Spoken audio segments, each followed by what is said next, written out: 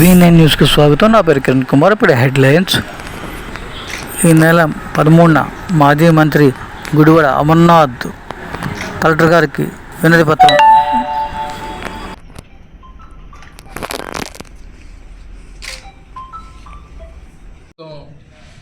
ఎన్నికల ముందు ఇచ్చినటువంటి హామీల్లో ప్రధానమైనటువంటి హామీ రైతులకు సంబంధించినటువంటి పెట్టుబడి సహాయం కింద 20,000 రూపాయలు ప్రతి సంవత్సరం ఇస్తామని చెప్పి ఏదైతే చెప్పిందో, గతంలో జగన్మోహన్ రెడ్డి గారు ముఖ్యమంత్రిగా ఉన్నప్పుడు పెట్టుబడి సాయం కింద 13,500 రూపాయలు రైతు భరోసాకు, వైఎస్ఆర్ రైతు భరోసా కార్యక్రమాన్ని మనం ఇచ్చేవాళ్ళం.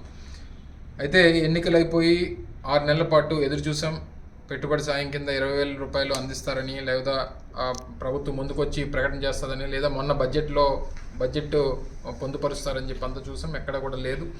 దాంతోపాటు ధాన్యం కొనుగోలుకు సంబంధించినటువంటి విషయంలో కూడా దళారులు తాలూకా చేతివాటం ఎక్కువైపోయి రైతులకు రావాల్సినటువంటి మినిమం సపోర్ట్ ప్రైస్ ఏదైతే ఉందో అది పూర్తిగా నిర్లక్ష్యం చేస్తూ కేవలం మిల్లర్లకి అలాగే మిగిలినటువంటి దళారులకి ఉపయోగపడేటువంటి విధంగా కనీసం చర్యలు తీసుకోకుండా రైతులకు అన్యాయం చేసేటువంటి ప్రభుత్వం మీద వీటన్నిటిని సంబంధించి, అలాగే క్రాప్ ఇన్సూరెన్స్కి సంబంధించినటువంటి ప్రధానమైనటువంటి 3 అంశాలకు సంబంధించినటువంటి దాంట్లో రాష్ట్ర వ్యాప్తంగా జగన్మోహన్ రెడ్డి గారి పిలుపు మేరకు ఈ నెల 13వ తారీఖున అన్నదాతకు అండగా అనేటువంటి కార్యక్రమం వైఎస్ఆర్సీపీ చేపట్టడం, రాష్ట్రంలో ఉన్నటువంటి అన్ని జిల్లా కలెక్టర్ కేంద్రాల్లో కూడా వినతి పత్రాన్ని ఇచ్చి రైతులు అలాగే పార్టీ నాయకులు అందరం కూడా కలిసి వెళ్ళి ప్రభుత్వం మీద ఒత్తిడి తీసుకొచ్చేటువంటి కార్యక్రమంలో భాగంగా ఈరోజు ఆ కార్యక్రమానికి సంబంధించినటువంటి ఒక పోస్టర్ను కూడా విడుదల చేయడం జరిగింది.